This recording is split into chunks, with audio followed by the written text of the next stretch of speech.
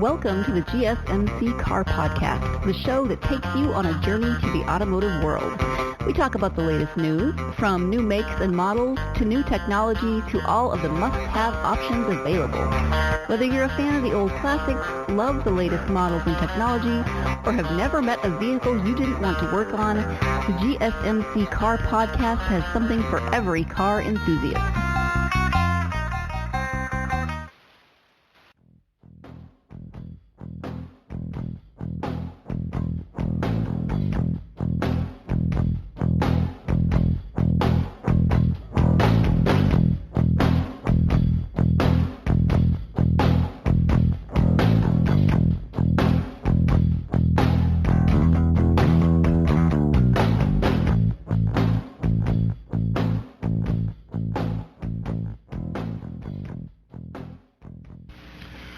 Welcome to the GSMC Car Podcast, brought to you by the GSMC Podcast Network. I'm your host, David Lucy Mabel. Ooh, pardon me, folks. Good morning or good evening to all of you all, depending at what time you all decide to listen to this podcast, depending on what time you decide to tune in. As you all know, we are going along in our series. We are trucking along in our series to commemorate our launch on Instagram, which I still desperately need to update. Don't worry, folks. I am going to do that. On the most influential cars of every decade. The previous podcast was of the most influential car of the 1950s, the Citroën DS.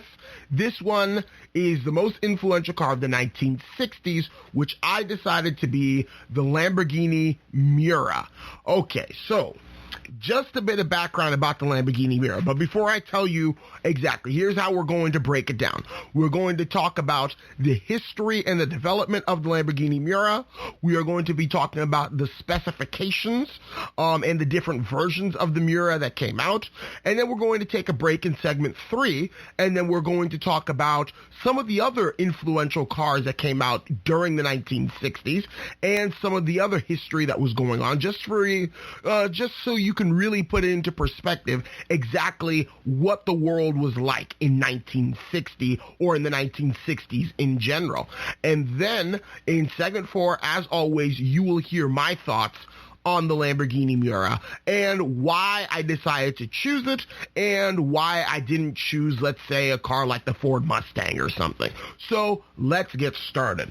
Okay, so the Lamborghini Miura, it was produced from 1966 to 1973. Fun fact, my dad was born 67, my mother was born 73. So this car is just about as old as my parents are. They're the same generation.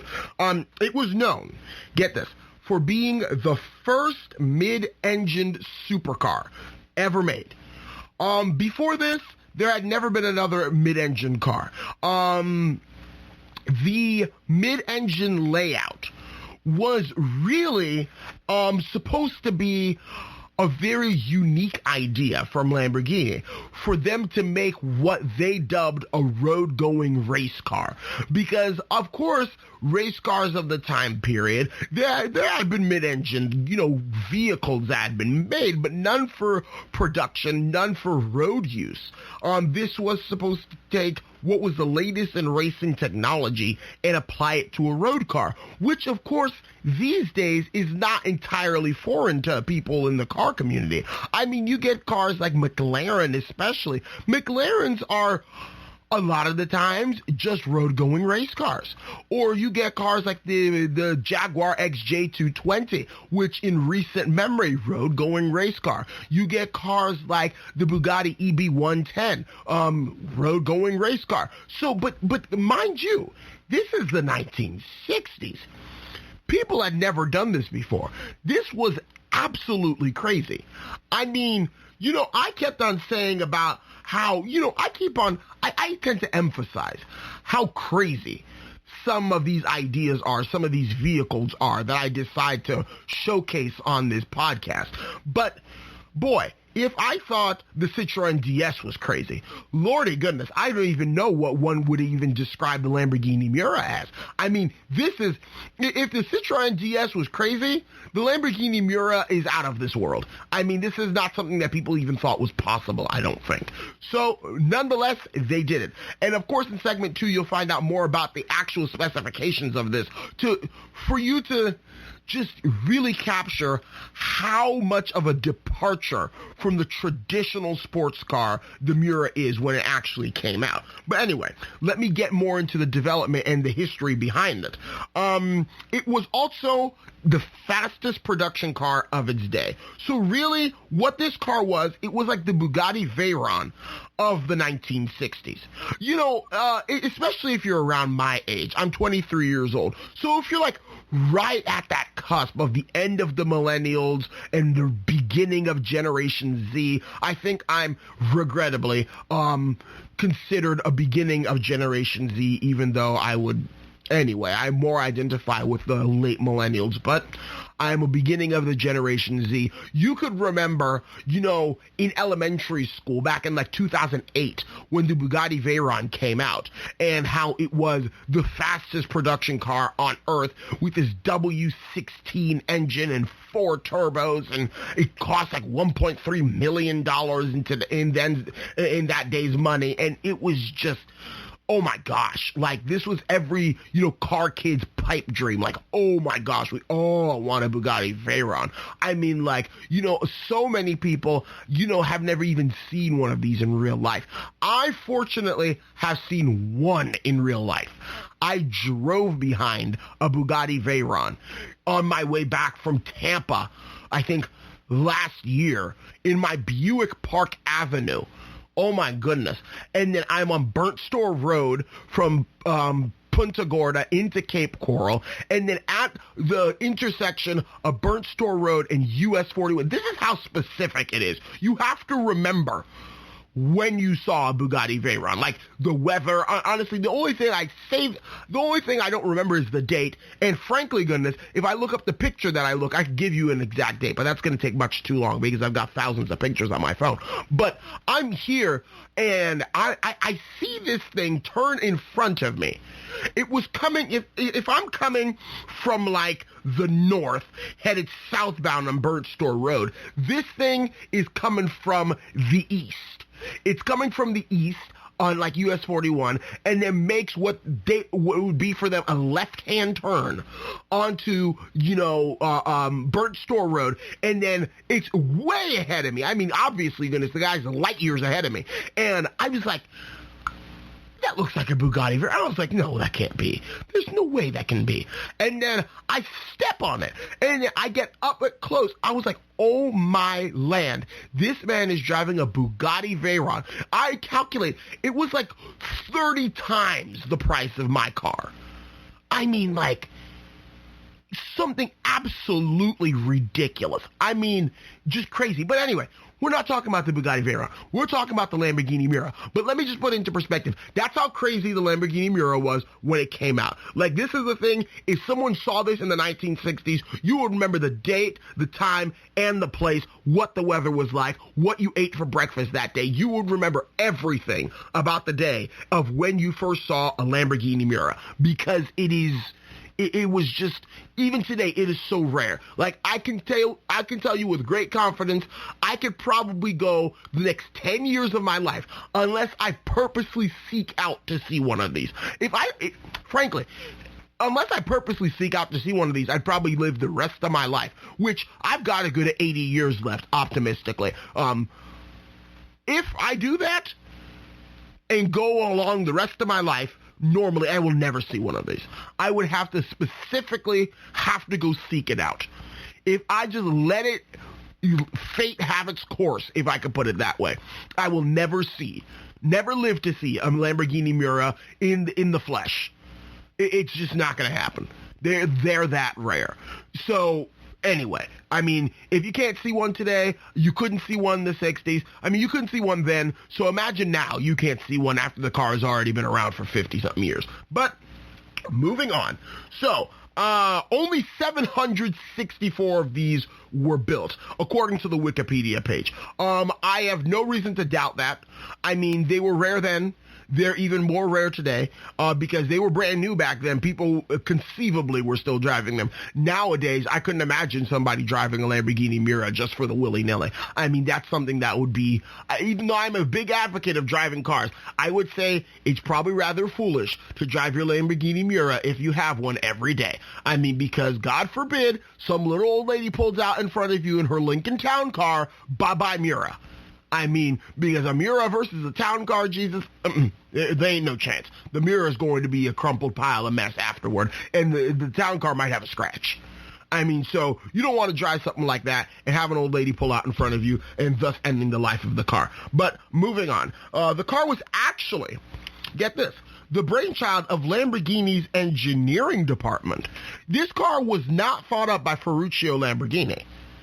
And this might come as a surprise for many people because you have cars like the Ford GT, which I guess was the comparable Ford car of the time period that was made to beat Ferrari at Le Mans. That was Henry Ford's idea. Henry Ford was like, I'm going to write y'all a blank check, build a car that can beat Ferrari because I'm tired of his mouth running.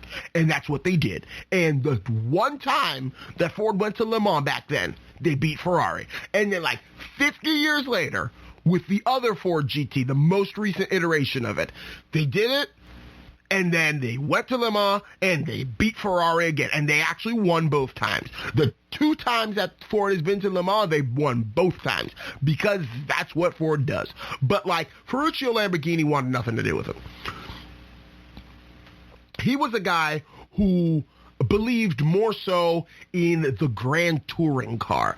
Like, he believed in cars that had a large power displacement, smooth power delivery, lots of torque, and were real luxurious. And that didn't like waft down the road like a land yacht, but weren't as aggressive as a supercar or heck, even a sports car. A grand touring car was his ideal vehicle for Ferruccio Lamborghini. So, this is what they ended up doing.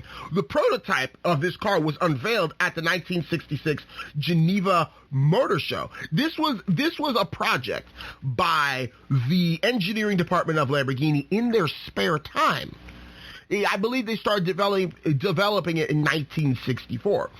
And they did not want Ferruccio to know about this. So when it finally came around to be unveiled, the prototype, at the 1966 Geneva Motor Show, it received stellar reviews about the revolutionary mid-engine design. Lamborghini's cars before the Miura were all grand touring cars with lots of smooth power by virtue of large front-mounted engines. This departure from Lamborghini tradition was so drastic and well received that when the chassis of the car with no body attached was presented the year earlier at the Turin Salon in 1965, a number of orders were placed by, I guess, impressed consumers before the vehicle was even finished. Imagine this. This car was a secret. This car was the first of its kind. This car was so impressive that before they even mounted a body on it and actually made it look pretty, which, by the way, the Lamborghini Miura was gorgeous. I would confidently say probably the best looking Lamborghini of all time. Because the Countach afterward, let's just say, goodness, the Countach afterwards was a real car of the 1980s. I mean, it was a product of its time, Jesus. It really was. And like I like to say, goodness, the world hit puberty in the 1980s. It was just that awkward stage. I mean, the Lamborghini Countach, you could see one today, like Tyler Hoovy just got himself one. You could see one today and appreciate the beauty because it's survived this many years, to the tune of about 40 years now. But you wouldn't say it's beautiful by virtue of design. It's beautiful that it has survived. It is not beautiful by virtue of design, just my humble opinion. But the Lamborghini Miura, however, Lord have mercy, goodness. Honestly, this car is... wow, this car is attractive. Like, you see that car, and unless you're blind, you take a second look. I mean, like, you have to. Like, it's only human for you to take a second look at the Lamborghini Miura. I mean, like, this is like that golden ratio of how science says, like, there's this perfect face. Well, this is the perfect car. I mean, like, I believe that the Lamborghini Miura is one of the most beautiful cars ever made of all time. Sleek, gorgeous, low, slightly wide, not too long. I mean, it's perfect. It's perfect. It's the way it ought to be. It hits that sweet spot right there as far as car design goes. But anyway, so imagine this. The car was secret. The car didn't even have a body on it, and people were already placing orders of it before, the prototype was even finished. I mean, that's a big old deal, folks. That's a big old deal. I mean, not everybody can do that. Toyota doesn't do that when they go to car shows. I mean, Ford doesn't do that. Cadillac doesn't do that. Mercedes-Benz even doesn't do that. And Mercedes-Benz is like, the premier luxury automobile company of the entire world. And they don't even do that. So Lamborghini, not only did they manage to create the first mid-engine supercar, they managed to create the fastest production car of the 1960s. And they managed to predict what I believe is the most influential car of the 1960s. So, you know what? I got hats off to Lamborghini. I always knew from the very beginning they were better than Ferrari. I've always been a Lamborghini versus Ferrari person. But, my gosh, learning more about the Lamborghini Miura, I could totally see why Lamborghini has become so successful. Especially because before this, they only had like the 400 GT, which granted was a nice car and whatnot, but it's largely forgotten. I mean, this is the Lamborghini Motor Company picking its face off of the ground, if I could, roughly translate a Creole metaphor over there. Like, this is them picking their face up off the ground and actually establishing themselves with the Lamborghini Miura. So, stay tuned, folks. In segment 2, we're going to talk about the specifications of what the Lamborghini Miura was like. Everything from its engine to its length and all sorts of foolishness. So please stay tuned after the break.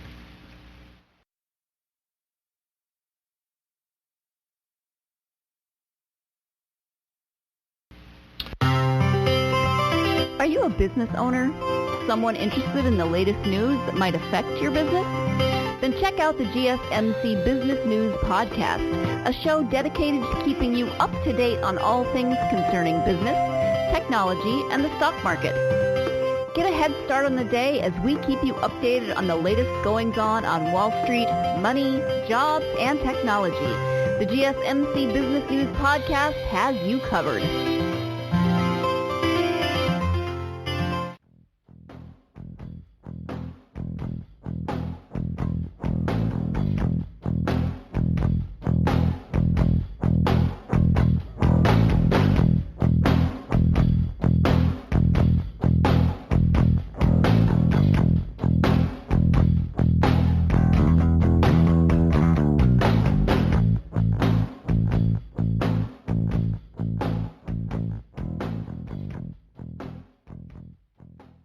All right, welcome back, lovely car people. So in segment 1, you heard about the history and the development of the Lamborghini Miura. In segment 2 now, we're going to be talking about the specifications. Now, mind you, the Lamborghini Miura was, like I said, a real departure of what cars were like. The very first automobiles, if you remember way back to when we did that podcast on the 1886 Benz Patent motor wagon and the 1894 Duryi motor wagon. These cars were rear-engined cars.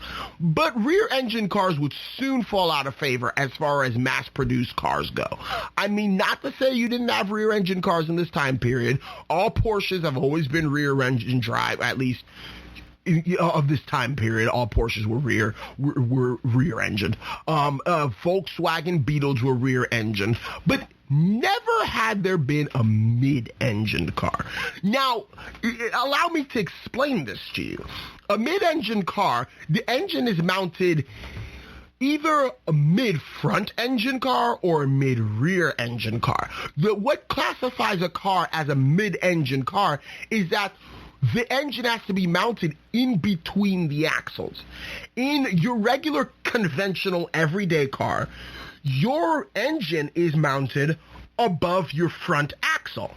For example, in my Buick Park Avenue, I've got a front-wheel drive car, and the engine is transversely mounted, meaning sideways, horizontally, above my front axle, so that it could connect to a transaxle, which a transaxle is like a differential and a transmission in one, because I don't have a traditional front axle. Like, my transmission and my front axle work in conjunction, hence the word transaxle, because I have a front-wheel drive car. So that's how the conventional automobile these days is set up. Your Toyota Camry, your Toyota Corolla, your Honda Civic, your Honda Accord, things of that sort. Front-wheel drive cars driven by transaxles to the front wheels. Not to say that, rear engine cars don't exist anymore, or rear-wheel drive cars don't exist anymore. But your regular, average, everyday car that most people are going to drive is set up in that fashion. Now, mind you, take that same idea, now move that engine just above the rear axle, not above, just in front of the rear axle. That's what made the Lamborghini Miura so special. It had a transverse, meaning sideways mounted, 12-cylinder engine, a V12, this was crazy. A V12 mounted sideways.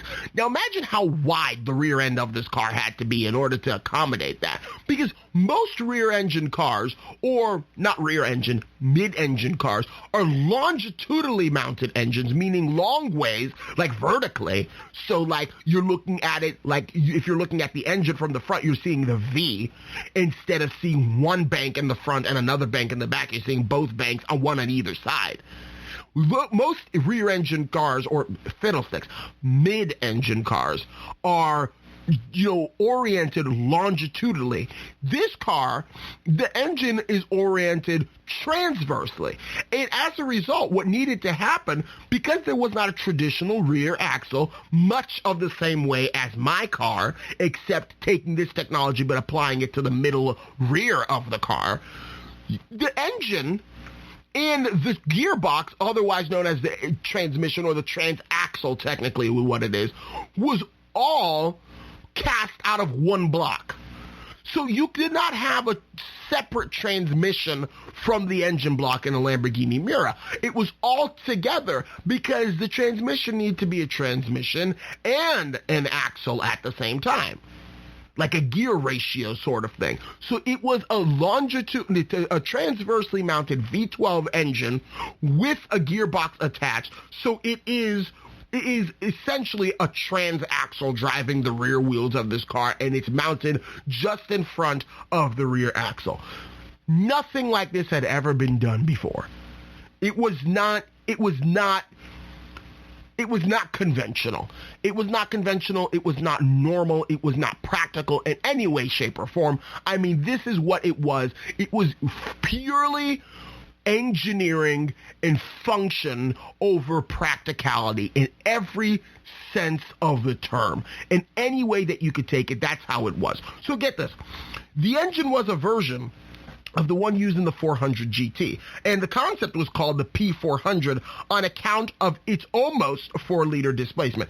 It technically had around 3.9 liters, but the P3900 just doesn't sound right. P400 sounds a lot better. And then it was technically 3,929 cubic centimeters of displacement, this engine. So almost 4 liters, almost 4,000 cc's of displacement. And just like the Morris Mini, now I know that's, my goodness, when I saw this on the page that I was reading to do research on this car, I was like, what?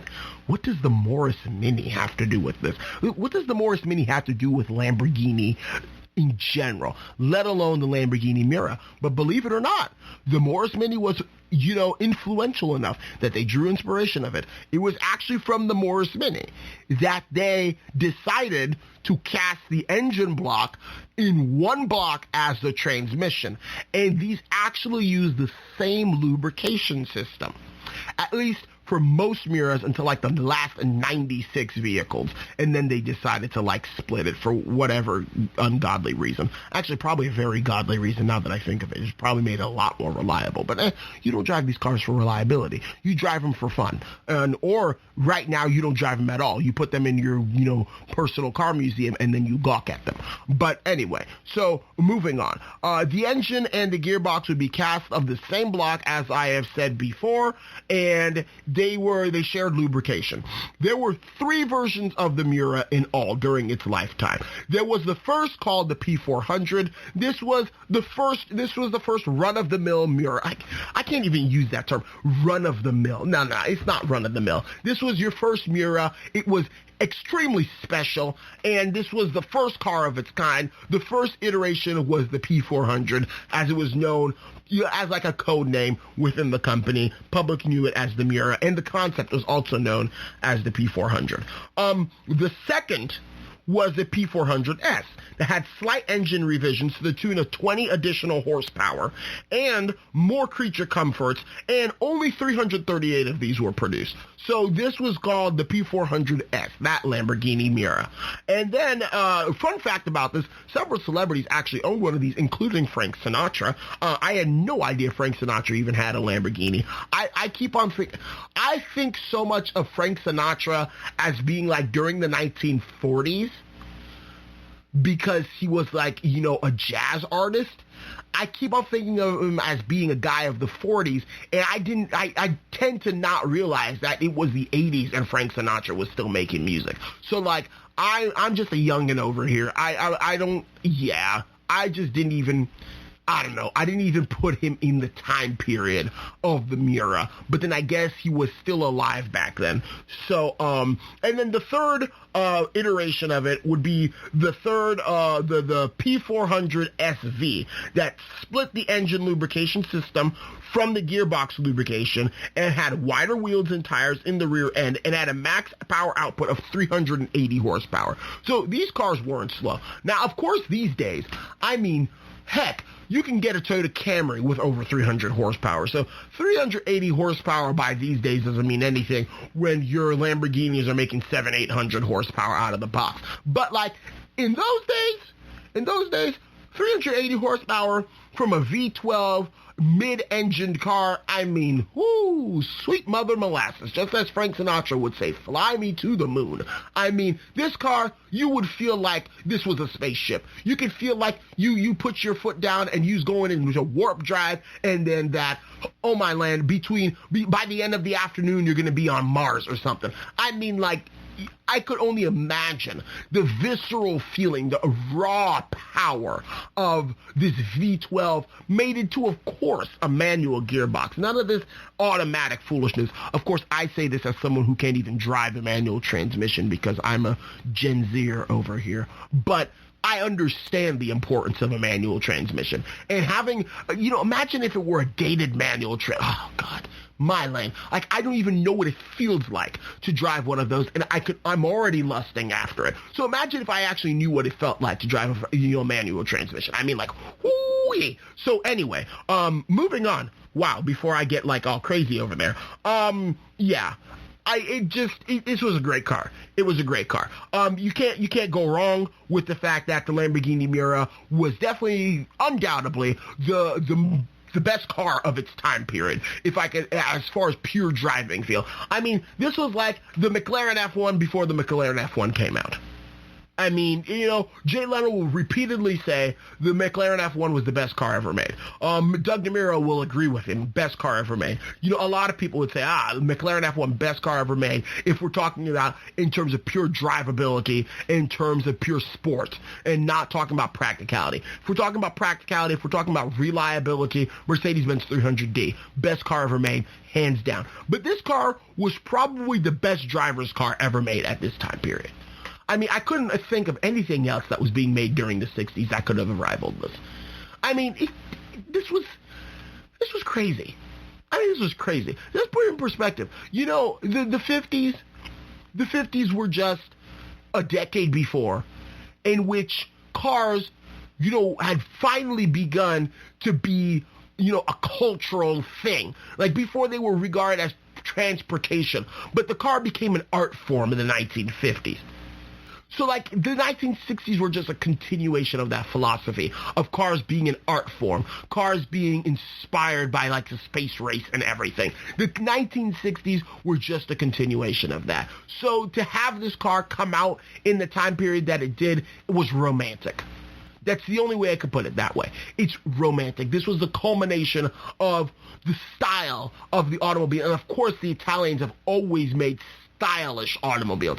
Are their cars good as far as reliability? Absolutely not. Are they supposed to be? No.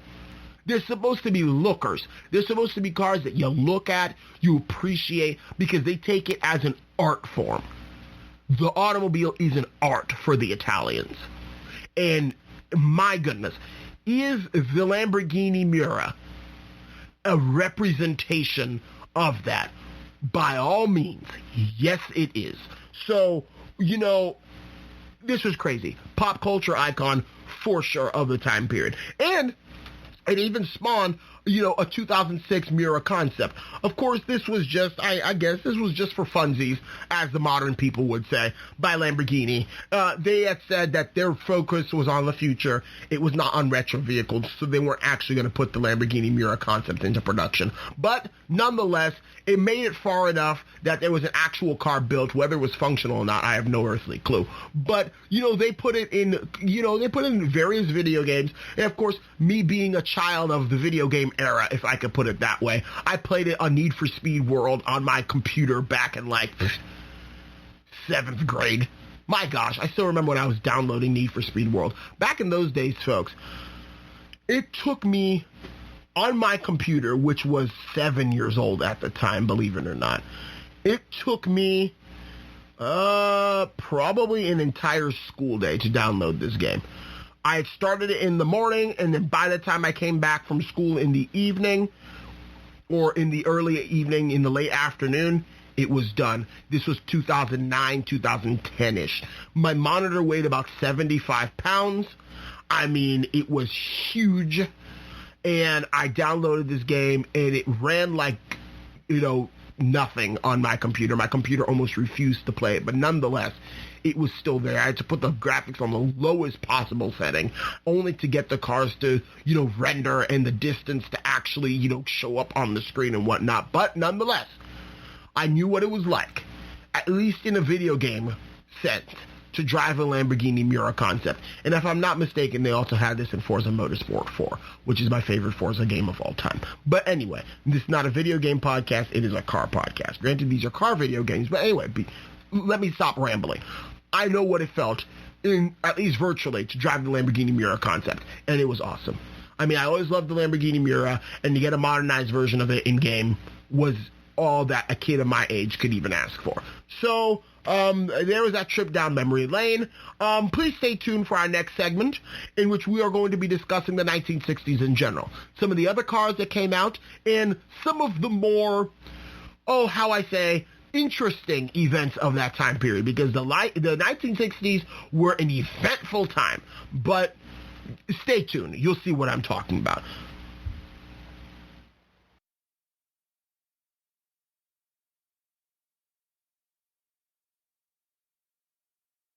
Tired of searching the vast jungle of podcasts? Now listen close and hear this out. There's a podcast network that covers just about everything that you've been searching. Hey! The Golden State Media Concepts Podcast Network is here. Nothing less than a podcast bliss with endless hours of podcast coverage. From news, sports, music, fashion, cooking, entertainment, fantasy, football, and so much more. So stop lurking around and go straight out to the Golden State Media Concepts Podcast Network. Guaranteed to fill that podcast itch. Whatever it may be, visit us at www.gsmcpodcast.com. Follow us on Facebook and Twitter, and download us on iTunes, SoundCloud, and Google Play.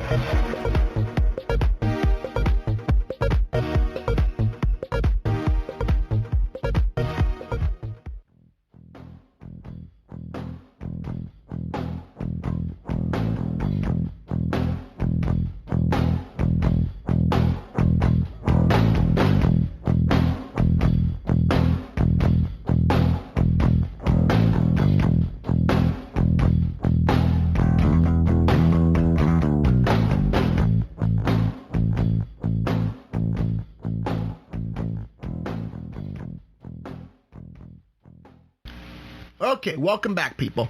So, the 1960s, let's talk about it. In the last segment, we talked about the Lamborghini Miura, the specifications. So in this segment, we are going to be talking about the 1960s. So this is the time, the 50s are over. This is the time where, it is the swinging 60s is what they called it. I don't know why exactly they called it that. I dare to even ask. I don't want to know, frankly. But this is the hippie movement, make love, not war, all of this stuff, people, Woodstock, all sorts of this crazy stuff. I mean, this is the 1960s. I mean, you get the Volkswagen buses with all the hippie symbols painted on them and the peace and the tie-dye and all of this not extravagance, almost like the lack of extravagance, all this simplicity and love and everything of that sort. And it was an interesting time. It was a really interesting time. So before I go into the history of what the 60s were like, I'm going to go into some of the other cars. And frankly, some of these cars were runner-ups for this title that I've given the Lamborghini Miura, the most influential car of the 1960s. There's the Ford Mustang. The Ford Mustang was Lee Iacocca's brainchild, introducing the pony car to the world. It was hugely successful. Hugely is not even the word I ought to use. I just don't know what other word to say. It was hugely successful. I mean, they sold hundreds of thousands of these during the 1960s, I'm sure. If not hundreds of thousands, tens of thousands of them. It was such a success. Before the muscle car, really grabbed a hold of the pony car, this was what it was. The first Ford Mustang, no matter what people may want to say, was not a muscle car. It was a pony car. It was a car that was meant to be slightly sporty and affordable, that young people could sort of buy, and to be stylish. Stylish, affordable, sporty, and not too crazy. And that's exactly what the Ford Mustang was. As you remember on my podcast on what's the difference between a pony car and a muscle car. A muscle car, ideally, of that time period, should have been a full-size car chassis with a giant engine shoehorned into it that was meant mostly for straight-line speed and drag racing. Things like the Ford Galaxy 500, that was a muscle car. The Impala SS, that was a muscle car. The Pontiac Gto, that was a muscle car. Ford Mustang was not a muscle car. But nonetheless, be a muscle car or not, the first Ford Mustang was hugely successful and one of Lee Iacocca's many successful projects over his lifetime as an automotive industrialist, if I could put it that way. However you want to brand Lee Iacocca, he was brilliant, and may God rest his soul. But the pony car introduced by the Ford Mustang, well, not introduced, but capitalized on by the Ford Mustang, was definitely the runner-up for the most influential car of the 1960s. So moving on, we had the Pontiac Gto, largely regarded as the first true muscle car.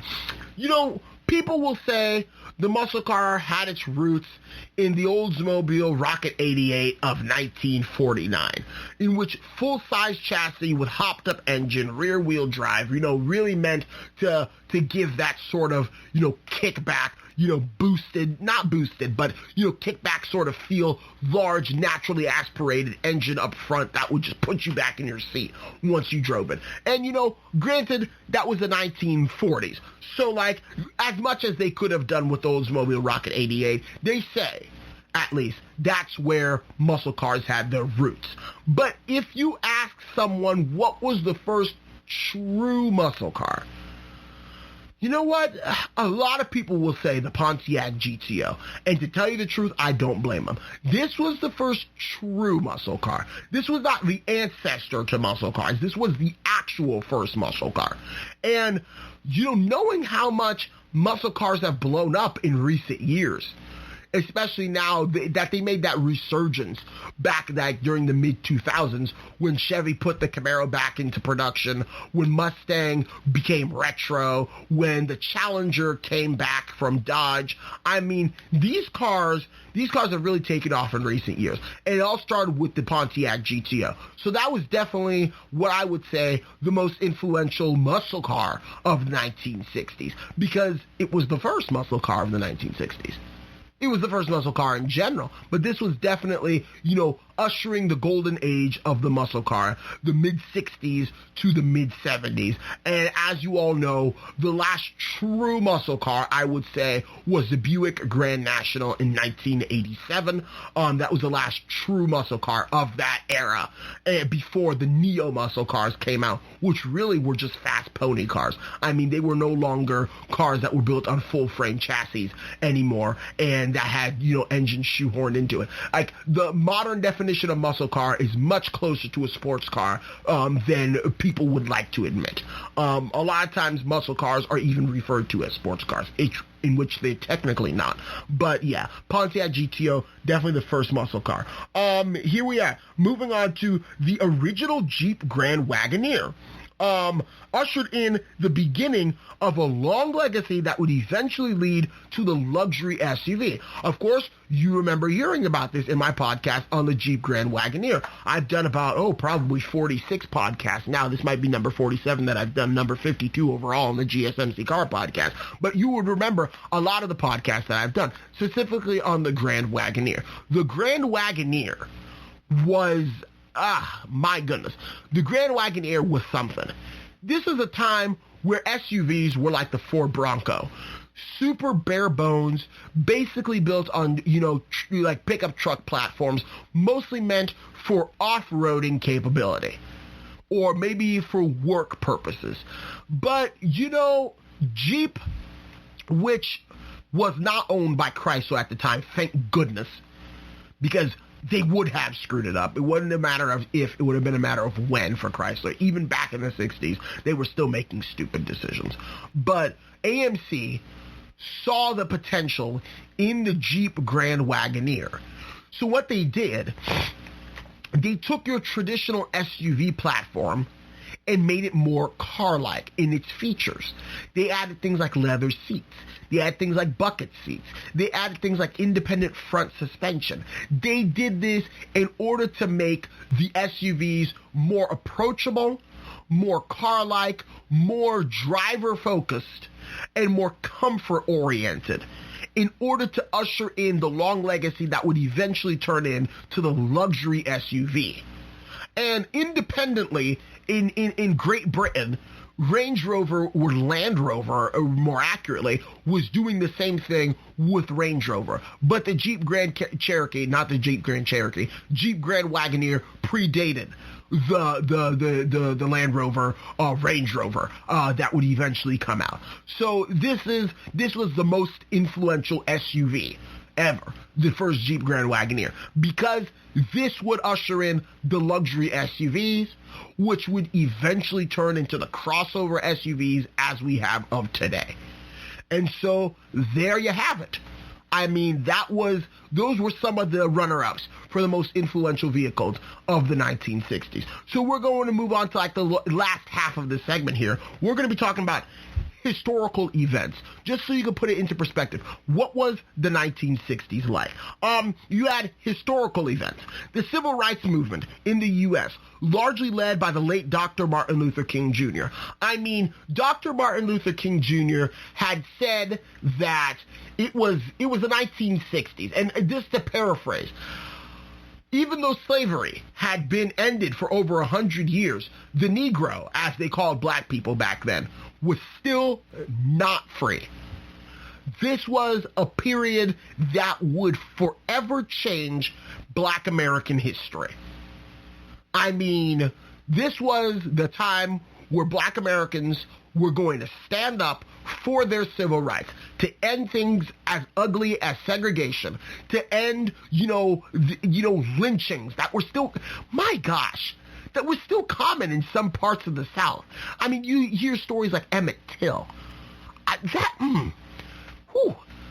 goodness gracious. I mean, just hearing about it, just conjuring up that memory brings chills to me. It brings chills that such an injustice could be done on a member of a society, being black, white, yellow, red, orange, purple, polka dotted. It should never happen to anybody. And this was a time where, Americans were fed up with segregation.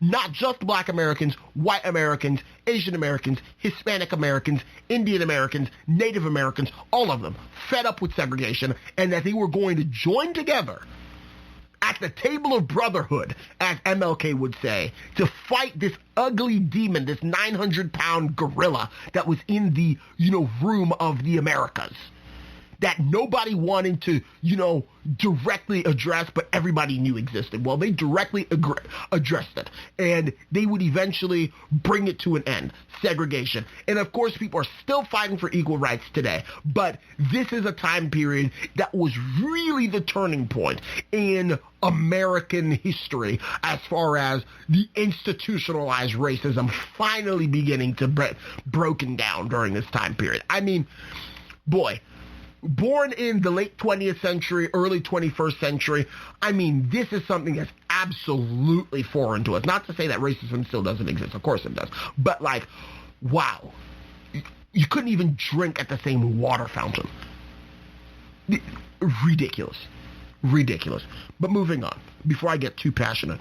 John F. Kennedy, 35th President of the United States, assassinated by Lee Harvey Oswald in Texas, 1963. I believe it was. Or was it 1965? Something like that. I don't know. It was in the 1960s. I'm thinking it was 1965. He was being driven in a 1963 Lincoln Continental, but it was 1965 that he was shot and killed. If I'm incorrect, please forgive me. Someone tell me. Please listen to this, and then someone tell me. But, yeah. So, yeah.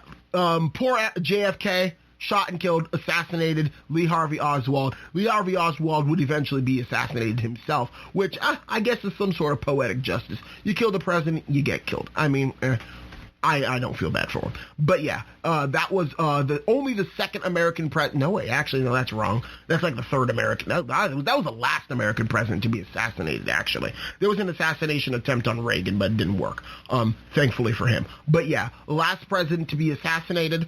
And shockingly, quite a few number of parallels between his assassination and Abraham Lincoln's assassination 100 years earlier in 1865. So, believe what you want to hear, but some of those things, are rather coincidental. I mean, that's kind of eerie, but you could look it up on your own time. Neil Armstrong becomes the first man to walk on the moon just at the end of this decade in 1969. One small step for man, one giant leap for mankind, as he said, even though he was supposed to say one giant step for a man, one step for a man, one giant leap for mankind. But that's not how it's remembered, and frankly, that's not how he said it. He made a mistake. At least that's what I heard. Of course, I wasn't alive at the time, so how would I know? But yeah, people are walking on the moon. Hippies are making love, not making war. Presidents are being assassinated. Civil rights are finally being established for people of color in the United States. And Japanese cars are being more accepted into the American market. Because, as you all know, in 1973, which wasn't too far afterward, less than 10 years away, the Arab oil embargo would hit, and thus ushering the oil crisis and the malaise era of automobiles. But you will hear about that in the next podcast with the most influential car of the 1970s, which I have yet to figure out what it is, but I will let you all know in the next podcast. So please stay tuned for the last segment in which you're going to hear my thoughts on the Lamborghini Miura.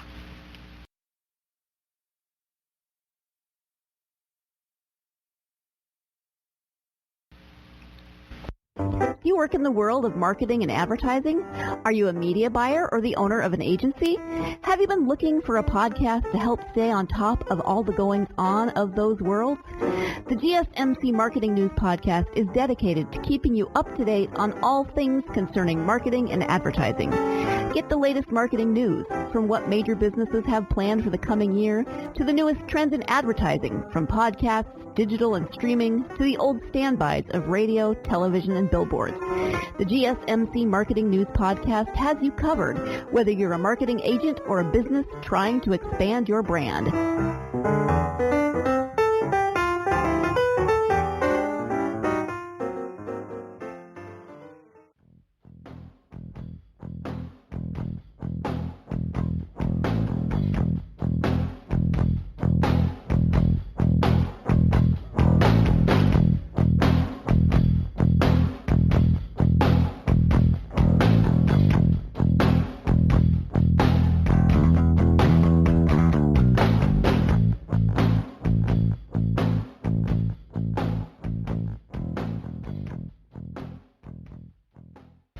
Okay, welcome back, folks. So here, we have discussed so many things concerning the Lamborghini Miura, other cars of the 1960s, and historical events from the 1960s as well. So now, here we are in segment 4, which has traditionally always been my own personal take. How do I feel about it? To tell you the truth, I almost chose the Mustang as the most influential car of the time period. It was very influential indeed, but not in terms of technology. In terms of pop culture, yeah, for sure. Because unlike the Lamborghini Miura, which was, super rare, and still is even more rare these days, you're never going to live to see a Lamborghini Miura if you're an average person that doesn't care about cars. You have to seek one out in order for you to actually go and see it. Be it in an automobile museum, be it in a classic car auction for like charity, like, Pebble Beach Concours d'Elegance. But like one of those things, you kind of have to be in the know almost for you to see a Lamborghini Miura in the flesh. So like this is one of those things. It's one of those things that, unless you're looking for it, you're not going to see it. So I was like, maybe enough people don't know about the Miura in order to justify calling it the most influential car of the 1960s. I was like, maybe just enough people just don't know about it.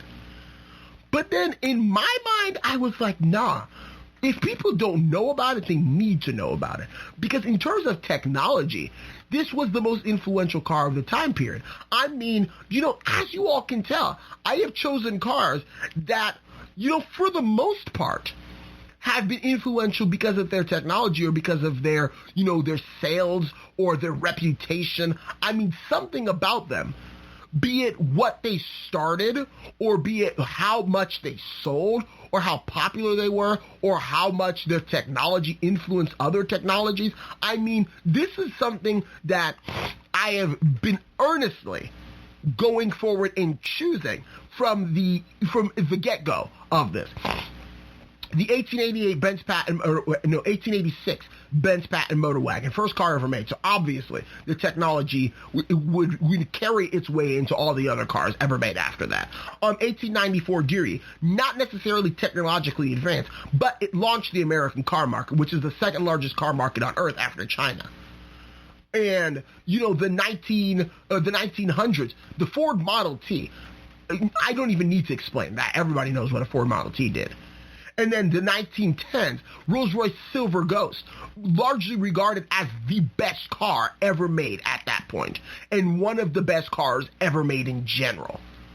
Then you have the 1920s, the Duesenberg Model J, like the first luxury sports car, if I could put it that way. Not to say that they didn't exist, but this was like the American Bentley. And then you had the most influential car of the 1930s, the Chrysler Airflow, again, technology. And then the 1940s, you had the Volkswagen Beetle, not so much technology, but sales. Sold 15 million of them. From the late 1930s into 2003, when the last one finally rolled off an assembly plant in Mexico. And then you get the 1950s, the Citroën DS, 100% for its technology. And then now you got the 1960s. I had to choose the Lamborghini Miura over the Mustang because the Mustang more or less was built like every other car in the time period. Engine up front, driving the rear wheels. That was it. I mean, I think it was a unibody, but like that, by that time, it wasn't even crazy to have a unibody. There were plenty of unibody cars on the road at that time. So like the technology that went into the Mustang was not that impressive. It was more so marketing that went into it that was successful. The way they marketed it to get that many people to order it and then to fill those orders and to buy it and to actually drive it to make it a pop culture icon. Marketing was the real hit of the Mustang. But the Lamborghini Miura was a technology sort of thing. Every single car that is a supercar with a mid-engine owes its heritage to Lamborghini Miura. The Miura ushered in what is now the standard and basis for almost all supercars. Everything from the Toyota MR2, which can't really justifiably be called a supercar, but it was mid-engined. Everything from the Toyota MR2 to the latest C8 Corvette owe their partial heritage to the Lamborghini Miura. Think of it this way. If Lamborghini did not do it, it would have been a while before anybody else had done it. Not to say they wouldn't have gotten around to it, but it would have been a while before anybody else would have done it. Because simply, that's just not the way that the world was going at the time period. If you watch Donut Media's most powerful car, I think, from every year or something like that, you would find that the Lamborghini Miura held this record for a while. Because this was sort of the last hurrah of the 1960s before the oil crisis would come around and sports cars would get choked by emissions regulations and other sorts of foolishness would happen. I mean, this was the sort of last hurrah. You wouldn't see a great, powerful car like this again until probably the late 80s and the early 90s when, car technology was finally, picking itself up again, and then they were able to make a car like this within the context of emissions, within the context of a post-Arab oil crisis world. The 1970s and 1980s, I mean, that malaise era of automobiles, I mean, you had cars that had, 5-liter V8s. Oh, no, 5-liter V8 was considered small at the time. You had cars with 8-liter V8s making less than 200 horsepower. I mean, oh my gosh. These cars, it was gallons per mile, not miles per gallon. It was a horrendous time period in car history, the 1970s, that followed after the Miura would end production in the early 70s.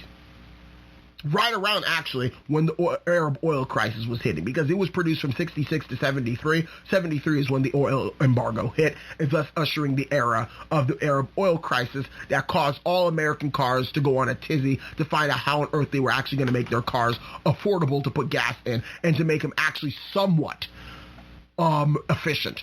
But, the Lamborghini Miura came in just in the nick of time. Like I said, the fact that it would exist during this time period was something of poetic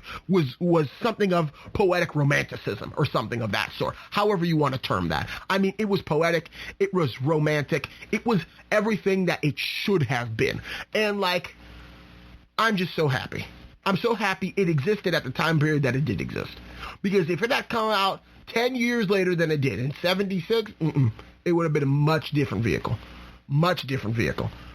It would not have held a candle to any car of that time period as far as, a muscle car or a sports car or anything would have gone. It would have just been a flop, a blip on the pages of history that will long be forgotten. But thankfully, due to the foresight of the Lamborghini engineering department, not even the foresight of Ferruccio Lamborghini, but the engineering department at Lamborghini, their foresight, the Lamborghini Miura will long be held as one of the greatest cars of all time. And definitely, in my estimation, at least the most influential car of the 1960s. So I'm going to wrap it up there. I'm going to spend the next couple of minutes updating you on our social media situation. So as you all know, we've got an Instagram, hence why we're doing this series, and we've got a Twitter. Pardon me if I haven't been so active. There have been delays in getting these podcasts uploaded, and I didn't want to put a bunch of pictures and say, coming soon, and then be a month before it actually came. So, pardon me, but any, quirk that was in the system is sorted out now. And our social media page, I believe we still are hovering right around 50 followers on our Instagram, but that's partially my fault. I've not been too active on it. And then we've still got our Twitter. So what we're going to do, we're going to be into update it more consistently so people could actually know some of the content that's being put out there and so people can see it. It is on Spotify. It is on Apple Podcasts. It is on Spreaker. It is on YouTube. Any place, really, that you can find podcasts, you will find the GSMC Car Podcast. So definitely please stay tuned for future posts, for future podcasts and everything, just so we could keep you all in the loop and so you all could know about some of the other things that we're going to be doing. Because as you all know, after this, we've only got the 70s, 80s, 90s, 2000s, 2010s, and 2020s left. So we got, I guess we've got 6 more podcasts. So we're probably around halfway through at this point. But we got the 70s, we've got the 80s, we got 90s, 2000s, 2010s, and the 2020s about, the most influential cars of these decades. And when I get right around to the end, when I talk about the 2020s, I'm going to talk about what I believe will be the most influential car of this decade. Because obviously, I'm not going to be doing this in 2030, so I can't look back on the 2020s and say what was the most influential car. The last segment, or the last podcast in this series, will be more so a prediction of what I believe will be the most influential car. And as much as I hate to say it, goodness, it's probably going to be some electric foolishness, but so be it. So be it. But, so thank you so much for listening to the GSMC Car Podcast, brought to you by the GSMC Podcast Network. I have been your host, David Lucy Mabel, and please stay tuned for further episodes. And thank you all so much, and have a wonderful evening. Goodbye. You've been listening to the GSMC Car Podcast, part of the GSMC Podcast Network. You can find this show and others like it at gsmcpodcast.com. Download our podcasts on Apple Podcasts, Stitcher, SoundCloud, and Google Play. Just type GSMC into your favorite podcast app to find all of the shows from the GSMC Podcast Network. From movies to music, from sports to entertainment, from business news to weird news. Please subscribe to the podcast and follow us on Twitter and Facebook. Thank you, and we hope you've enjoyed today's episode.